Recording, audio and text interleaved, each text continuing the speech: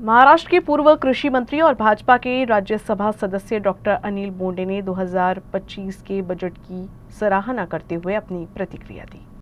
सर्वे सुखिना संतूचा संदेश देणारं विकसित भारताचं 2025चा हा अर्थसंकल्प आहे आणि मोठ्या संख्येनं असलेल्या मध्यमवर्गीयाला मोठा दिलासा जो सर्वांना अपेक्षित होता की 12 लाख रुपयापर्यंत कोणताही कर लागणार नाही।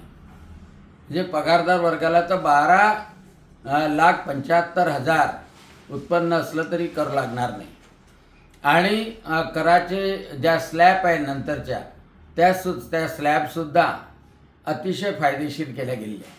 पूर्ण डिजिटल इंडिया कसा करता येईल, भविष्यातला विकसित 2047चा भारत कसा राहील, ज्यामध्ये शेतकरी, नारी, युवा आणि गरीब आणि त्यासोबतच मध्यमवर्गीयांना दिलासा देऊन या सर्वांना कसं या भारतामध्ये सुखी करता येईल हे पाहणारा अर्थसंकल्प आज प्रधानमंत्री नरेंद्रजी मोदी यांच्या नेतृत्वामध्ये अर्थमंत्री निर्मलाजी सीतारामन यांनी मांडला आहे आणि त्यामुळे या अर्थसंकल्पाचं स्वागत करतोय।